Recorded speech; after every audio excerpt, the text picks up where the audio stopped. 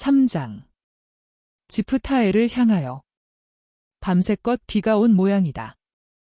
그러나 새벽이 되면서 건조한 바람이 일어 구름을 나자렛 넘어 남쪽으로 쫓아버렸다. 그래서 겨울해가 무기력하게 감이 나타나서 그 빗살로 올리브나무 하나하나에 금강석을 반짝이게 한다. 그러나 그것은 올리브 나무들이 인해 잃게 될 명절빔이다. 바람에 나뭇잎들이 흔들려서 금강석 파편들이 비오듯 우수수 떨어져서 이슬이 맺힌 풀속이나 진흙탕 길에 자취를 감추기 때문이다. 베드로는 야고보와 안드레아의 도움을 받으며 마차와 나귀를 준비하고 있다. 다른 사람들은 아직 나타나지 않는다. 그러나 곧이어 한 사람씩 나오는데 이제는 가서 식사하게 하고 그들이 밖에 있는 세 사람에게 말하는 것으로 보아 아마 부엌에서 나오는 모양이다. 그러니까 이 세 사람이 갔다가 조금 후에 다시 나오는데 이번에는 예수와 같이 나온다. 바람 때문에 담요를 다시 쳤습니다 하고 베드로가 설명한다. 선생님이 정말 지프타엘로 가시기를 원하시면 우리는 바람을 안고 갈 것입니다. 그런데 바람은 메울 것입니다. 우리가 왜 시카미논으로 직접 가는 길로 가다가 호숫가 길로 해서 가지 않는지 모르겠군요. 그 길이 더 멀긴 하지만 덜 힘듭니다. 제가 교묘하게 말을 시킨 저 목자가 말하는 것을 들었습니까? 그 사람은 이렇게 말했습니다. 요타파트는 겨울 몇 달 동안 외따로 떨어집니다. 그리로 가는 길은 하나뿐인데 어린 양들을 데리고는 가지 못합니다. 어깨에는 아무것도 매지 말아야 합니다. 말로 가기보다는 오히려 손으로 가야 하는 부분이 있으니까요. 그리고 어린 양들은 헤엄을 치지 못하니까요. 물이 붙는 때가 많은 개울이 둘이 있습니다. 그리고 길 자체도 바닥에 바위가 깔린 급류입니다. 나는 장막절이 지난 다음 봄이 한창일 때에 거길 갑니다. 그리고 거기 사람들이 여러 달 먹을 걸 장만하기 때문에 많이 팝니다. 이렇게 말했습니다. 그런데 우리는 이 마차라는 장비하고 이 나귀하고 세포리스에서 시카미논으로 직접 가는 길이 더 좋았다. 그러나 그 길은 사람이 많이 다닌다. 요한의 흔적을 남기지 않는 것이 좋다는 것을 기억해라. 선생님 말씀이 옳아. 우리는 제자들과 함께 이사학도 만날지 몰라. 그리고 시카미논에는 하고 열성당원이 말한다. 그러면 가세. 내가 저 두 사람을 불러올게 하고 안드레아가 말한다. 그러는 동안 예수께서는 양젖 양동이들을 가지고 양의 우리에서 나오는 노파와 어린아이와 작별의 인사를 나누신다. 수염이 있는 목자들도 오는데 예수께서는 비오는 밤에 재워준 데 대하여 고맙다는 인사를 하신다. 요한과 신디카는 벌써 마차에 올라가 있고 베드로가 모는 마차는 길로 나간다. 예수께서는 열성당원과 마테오를 데리시고 안드레아와 야고보와 요한과 알페오의 두 아들이 따라오는 가운데 마차를 따라가시려고 걸음을 빨리 하신다. 바람이 얼굴을 에이고 겉옷들을 부풀린다. 마차의 태에 친 담요는 밤의 온비 때문에 무거워졌는데도 돛처럼 펄덕거린다. 자, 빨리 말라라. 하고 그것을 쳐다보면서 베드로가 중얼거린다. 저 불쌍한 사람의 폐만 말리지 않았으면 좋겠는데 가만히 있자. 요나의 시몬인 이렇게 하자. 그리고 나귀를 멈추고 자기의 겉옷을 벗고 마차에 올라가 요한을 그것으로 정성스럽게 감싸준다. 아니, 왜요? 그것 아니라도 제 겉옷도 있는데요.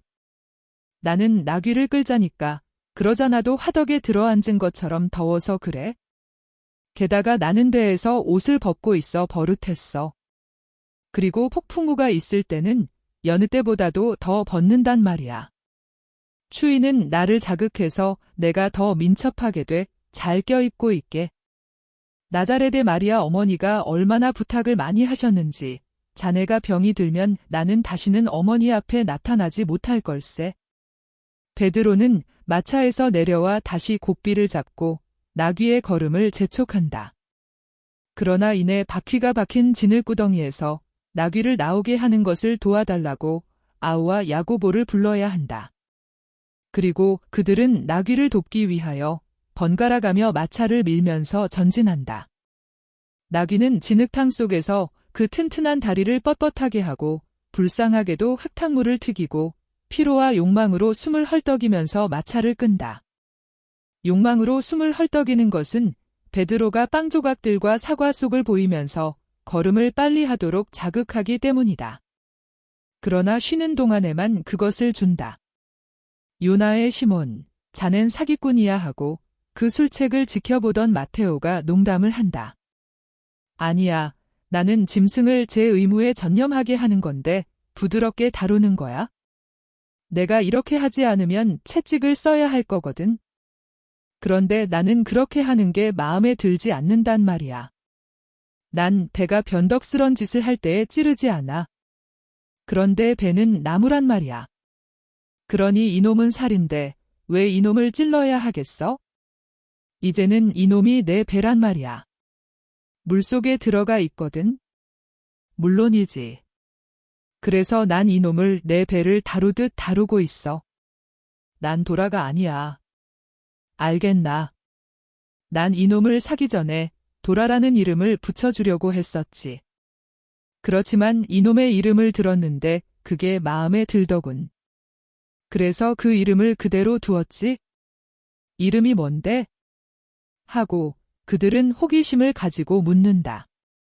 알아맞혀봐. 그러면서 베드로는 속으로 웃는다. 아주 이상한 이름들과 아주 사나운 바리사이파 사람이나 사두가이파 사람 등등의 이름을 말한다. 그러나 베드로는 항상 머리를 젓는다. 그들은 졌다고 인정한다. 안토니오라는 이름이야. 이거 훌륭한 이름이지. 저 고약한 로마인. 나귀를 판 그리스 사람이 안토니오와도 사이가 나빠졌다는 걸 알 수 있어. 모두가 웃는데 그러는 동안 엔도르의 요한이 설명한다. 그 사람은 시자가 죽은 다음에 있었던 세금 징수원일 것입니다. 늙은 사람입니까? 아마 70세쯤 됐을 거야. 그리고 별의별 직업을 다 가졌었나 봐. 지금은 티베리아에서 여관을 가지고 있네. 그들은 나자렛, 프톨레마이스, 나자렛, 시카미논, 나자렛, 요타파트 이렇게 세 갈래 길이 교차하는 세포리스의 세 교차점에 와 있다. 총독 도로 표지에는 프톨레마이스, 시카미논, 요타파트라는 세 가지 표시가 적혀 있다. 선생님, 세포리스로 들어갑니까? 쓸데없는 일이다. 정지하지 말고 지프타엘로 가자. 길을 가면서 먹자. 지프타엘에 저녁 전에 도착해야 한다. 그들은 가고 또 간다. 물이 부른 급류들을 건너 이제는 남북으로 뻗은 일련의 야산의 첫 번째 비탈을 공격하는데 그 야산들은 산봉우리로 된 교차점을 이루었다가 동쪽으로 계속된다. 저기에 지프타엘이 있다고 예수께서 말씀하신다. 저는 아무것도 안 보이는데요 하고 베드로가 말한다. 북쪽에 있다. 우리 편에서는 동쪽에도 서쪽에도 깎아지른 비탈들이었다. 그래서 온 산을 돌아가야 된다는 말씀입니까? 아니다. 더 높은 산 근처에 그 아래 계곡의 길이 하나 있다. 그것은 상당한 지름길이지만 대단히 가파르다. 선생님이 거기 가보셨습니까? 아니다. 그러나 안다. 정말이지 굉장히 가파른 길이다. 어떻게나 무섭고 가파른지 꼭 단테 신곡의 말레볼제를 연상케 하는 이 계곡 아래는 하도 빛이 줄었는지 마치 밤을 향하여 뛰어드는 것 같다. 말하자면 정말 바위를 계단처럼 깎아 만든 길 같아서 올라갔다 내려왔다 하는 것이 수없이 계속되는 좁고 황량하며 요란스러운 소리를 내며 흘러가는 급류와 한층 더 가파르게 북쪽으로 올라가는 산비탈 사이에 나 있는 길이다. 그들이 그곳에 도착하였을 때에는 두려워할 정도이다. 올라가는데 따라서 빛은 더 많아지지만 그 대신 피로도 더해진다. 사도들은 개인 짐들을 마차에서 내리고 마차가 할 수 있는 대로 가벼워지라고 신디카도 내려온다. 몇 마디 말을 한 뒤에는 그저 기침을 하느라고 입을 벌렸던 엔도르의 요한도 내려오려고 한다. 그러나 사람들이 그것을 허락하지 않아서 있는 자리에 그대로 남아있는데 그동안 모두가 나귀와 마차를 밀고 길이 올라갔다 내려갔다 할 때마다 땀을 흘린다. 그러나 아무도 항의를 하지 않고 오히려 모두가 그 사람들을 위하여 이렇게 하는 두 사람에게 창피를 주지 않기 위하여 이 운동을 하는 것을 기쁘게 생각한다는 것을 보이려고 애쓴다. 그 두 사람은 이렇게 필요한 데 대하여 유감의 뜻을 나타내는 말을 여러 번 하였다.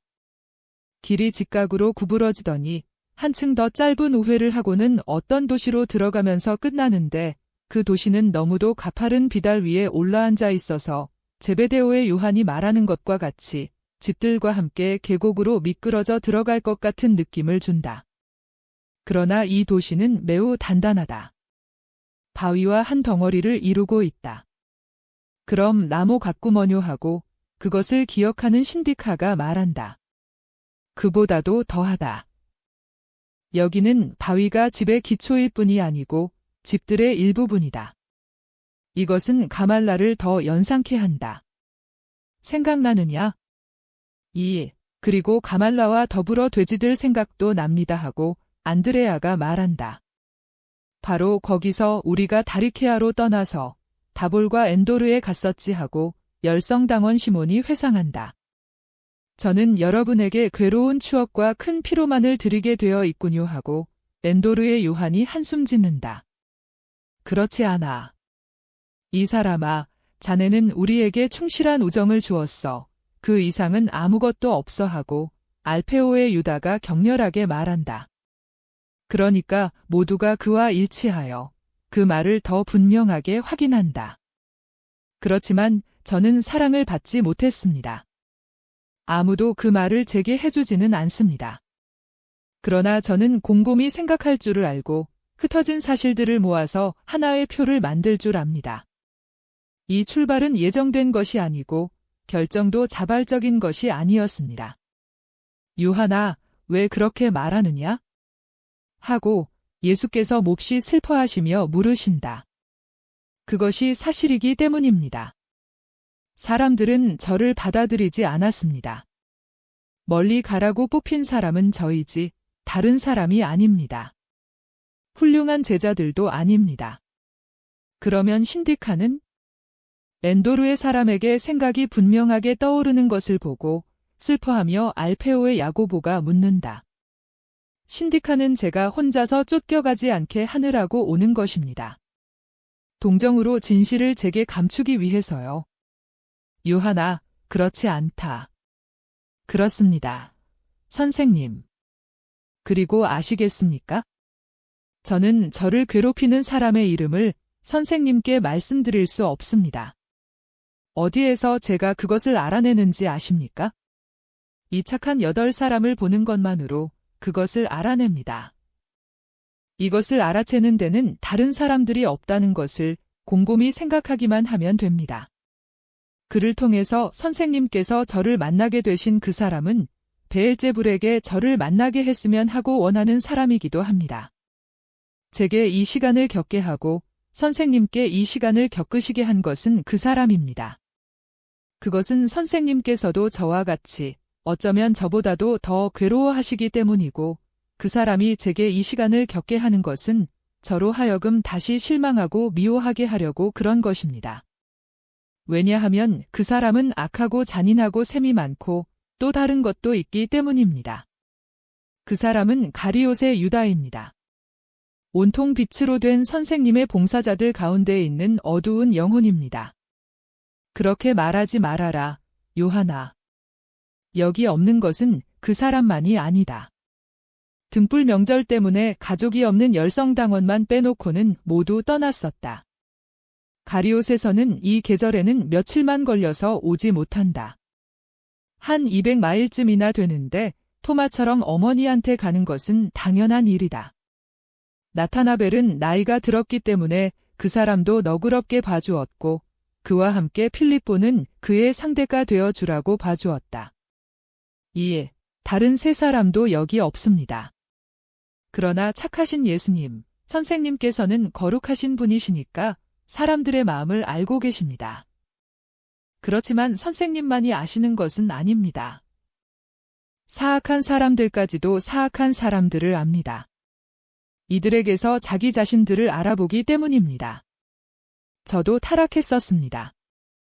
그래서 저는 유다에게서 제 가장 나쁜 본능들을 다시 발견했습니다. 그러나 저는 그 사람을 용서합니다. 저를 이렇게 멀리 가서 죽게 보내는 것을 다만 한 가지 이유만으로 그에게 용서해 줍니다. 그것은 바로 그 사람에 의해서 제가 선생님께로 왔기 때문입니다. 그리고 하느님께서 그에게 나머지도 모두 용서해 주시기를 바랍니다. 예수께서는 그의 말을 부인할 용기가 없어서 잠자코 계신다. 사도들은 서로 쳐다보면서 미끄러운 길에서 온 힘을 다하여 마차를 민다. 그들이 그 도시에 도착하였을 때는 저녁때가 가까웠다.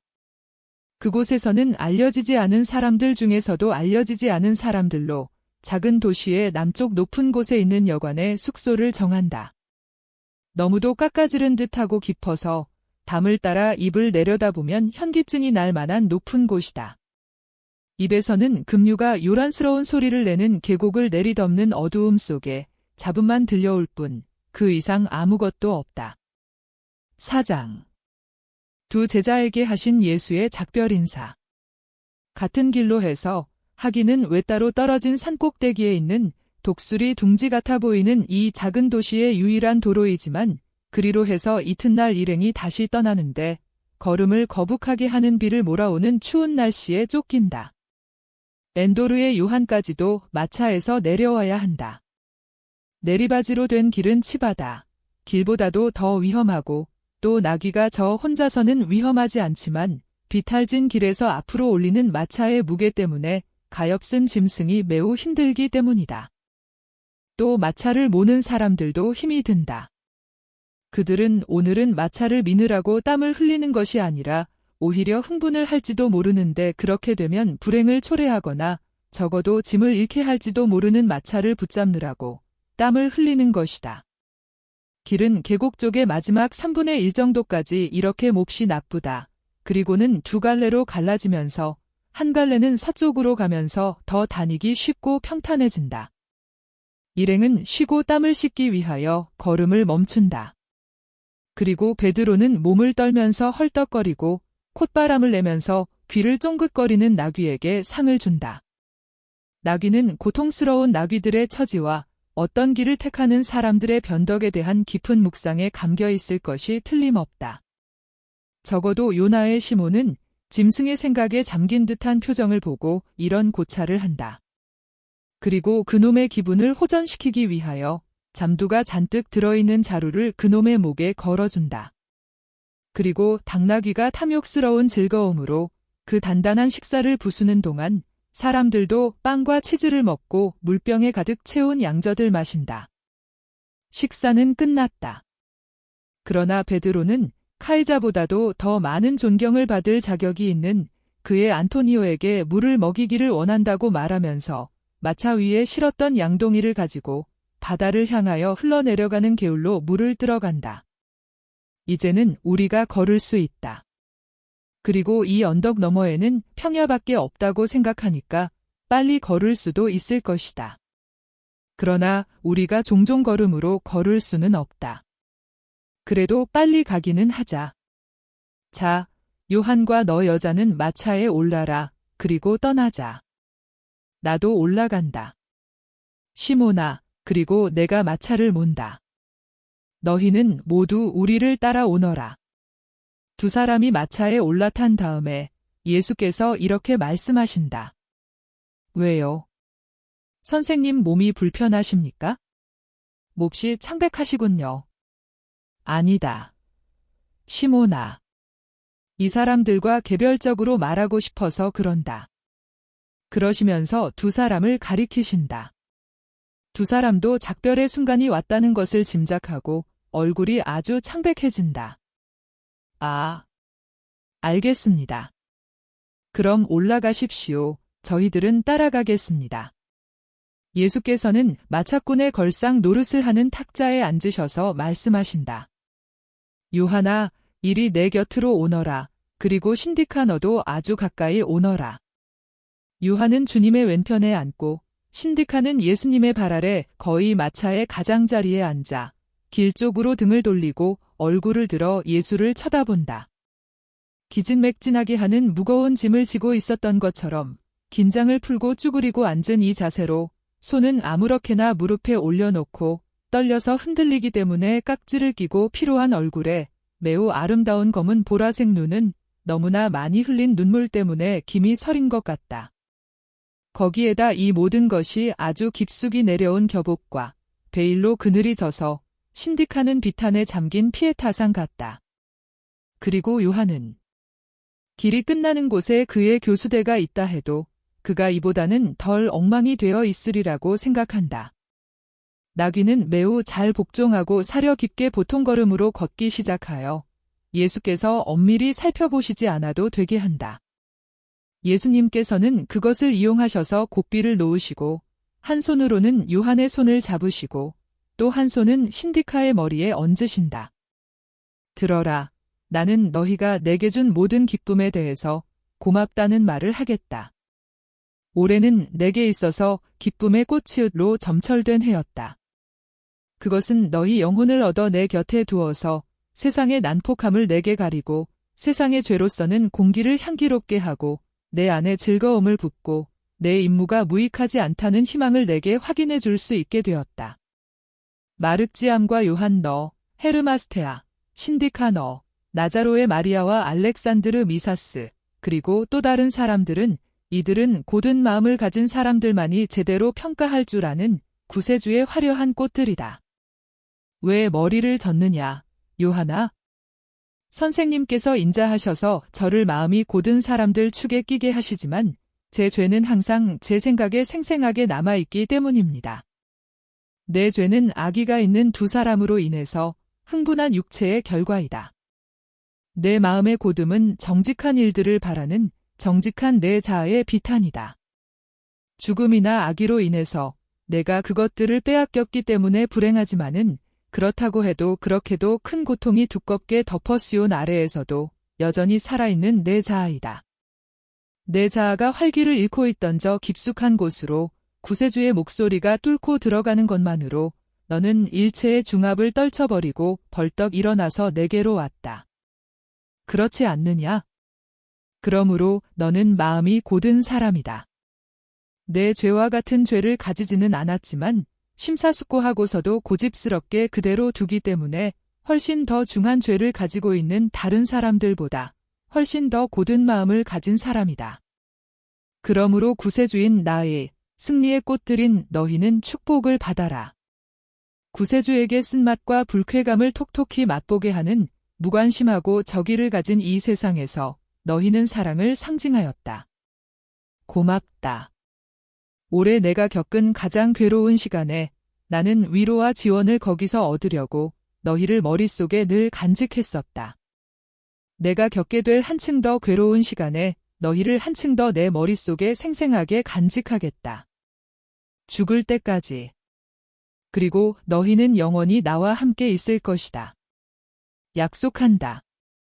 나는 내게 가장 소중한 이해관계, 즉 소아시아의 내 교회를 준비하는 일을 너희에게 맡긴다. 내 사명의 터전이 여기 팔레스티나에 있고 또 만일 내가 다른 곳으로 가면 이스라엘의 실력자들의 퇴보적인 정신 상태가 나를 해치기 위하여 모든 방법을 쓸 것이기 때문에 내가 그곳에 갈 수는 없다. 만일 내가 다른 요한들과 다른 신디카를 가졌으면 다른 나라들에 대해서도 이렇게 할 것이다. 이렇게 하면 내 사도들이 때가 되었을 때 씨앗을 뿌리기 위하여 갈아놓은 땅을 만나게 될 것이다. 온유하고 참을성을 가져라. 그리고 동시에 파고들고 견디어내기 위하여 강하게 되어라. 우둔하고 비웃는 사람들을 만날 것이다. 그것 때문에 비탄에 잠기지 말고 이렇게 생각하여라. 우리는 우리 예수님과 같은 빵을 먹고 같은 잔을 마신다고. 너희는 너희 선생보다 낫지 못하고 더 나은 운명을 가지기를 희망할 수도 없다. 가장 훌륭한 운명은 이런 것이다. 선생님이 가진 것을 나누어 가지는 것. 나는 너희에게 오직 한 가지 명령만을 준다. 너희 품위를 떨어뜨리지 말라는 것, 또 요한이 생각하려는 것처럼 유배가 아니라 다른 어떤 봉사자보다 더 단련이 된 봉사자로서 다른 모든 봉사자보다 먼저 천국 본향의 문턱에 가까이 가는 것이 이 멀리 떨어짐에 대하여 마음속으로 반박을 하지 말라는 것이다. 하늘이 어머니의 베일처럼 너희 위에 내려앉고 하늘나라의 임금님은 벌써 너희를 당신 품에 안으시고 하느님의 말씀에 한없는 자녀 중의 맏아들처럼 당신의 빛과 사랑의 날개로 보호하신다. 하느님의 말씀은 아버지와 영원하신 성령의 이름으로 이 시간을 위하여 그리고 영원히 너희에게 강복한다. 그리고 구속주로서의 모든 고통을 향하여 마주가는 사람의 아들인 나를 위하여 기도하여라. 5. 정말로 내 인성은 가장 쓰라린 경험으로 으스러질 것이다. 나를 위하여 기도하여라. 내게는 너희 기도가 필요할 것이다. 너희 기도는 애무가 될 것이다. 그것은 사랑의 고백일 것이다. 그것은 인류는 다만 사탄과 같은 사람으로만 이루어졌구나 하고 말하지 않게 되도록 하는 도움이 될 것이다. 요한아, 잘 가거라. 작별의 입맞춤을 하자. 그렇게 울지 말아라. 만일 이 이별에서 너와 내게 오는 모든 이익을 보지 않았더라면 나는 내 살점이 갈기갈기 떨어져 나가기를 원하는 대가로라도 너를 내 곁에 두었을 것이다. 그것은 영원한 이익이다. 신디카야, 잘 가거라. 오냐, 내 손에 입맞춤하여라. 그러나 이성이기 때문에 너를 누이 동생처럼 껴안지는 못한다마는 내 영혼에는 우애의 입맞춤을 준다는 것을 생각하여라. 그리고 너희 정신으로 나를 기다려라. 내가 갈 것이다. 너희가 필요할 때 너희 영혼에 내가 가까이 있을 것이다. 그렇다. 사람에 대한 사랑이 내 천주성을 죽을 육체 안에 가두었지만 그래도 내 자유의 한계를 만들어 놓지는 못하였다. 그래서 나는 그들과 함께 하느님을 모실 자격이 있는 사람들에게는 하느님으로서 자유롭게 갈 수가 있다. 잘 가거라, 내 자녀들아. 주님께서 너희와 함께 계시기를. 예수께서는 어깨에 매달리는 요한과 무릎에 달라붙는 신디카의 경련적인 포옹에서 몸을 빼치시고 마차에서 획 뛰어내리신다. 예수께서는 당신 사도들에게 작별의 표시를 하시고 사람에게 쫓기는 사슴과 같이 이미 지나온 길로 뛰어서 멀어지신다. 나귀는 전에는 예수의 무릎에 있던 고삐가 완전히 떨어지는 것을 느끼고 걸음을 멈춘다. 그러니까 8 사도들도 점점 더 멀어지시는 선생님을 바라다 보면서 놀라서 걸음을 멈춘다. 선생님은 울고 계셨어 하고 요한이 속삭인다. 그리고 죽은 사람같이 창백하셨어 하고 알페오의 야고보가 속삭인다. 당신 배낭도 가져가지 않으셨어. 마차 위에 있단 말이야 하고 다른 야고보가 지적한다. 그럼 이제는 어떻게 하실 건가? 하고 마테오가 자문한다. 알페오의 유다는 그의 큰 목소리를 한껏 크게 내서 예수님, 예수님, 예수님 하고 부른다. 야산들의 메아리가 멀리서 예수님, 예수님, 예수님 하고 대답한다. 그러나 길모퉁이로 인하여 선생님의 모습이 그 푸르른 나무들의 녹음 속으로 삼켜져 버리는데 선생님은 누가 부르는지 보려고 뒤돌아보지도 않으신다. 가셨어. 우리도 떠나는 일밖에 할 일이 없어 하고 베드로가 슬프게 말하면서 마차로 올라가 나귀를 나아가게 하려고 고삐를 잡는다. 그러니까 마차는 편자를 박은 굽과 2 사람의 가슴 아파하는 울음의 요란한 리듬 속에 삐걱거리며 떠난다. 2 사람은 마차 안쪽에 맥을 놓고 앉아서 울부짖는다. 우리는 다시는 선생님을 뵙지 못하게 됐어. 다시는 절대로, 다시는 절대로.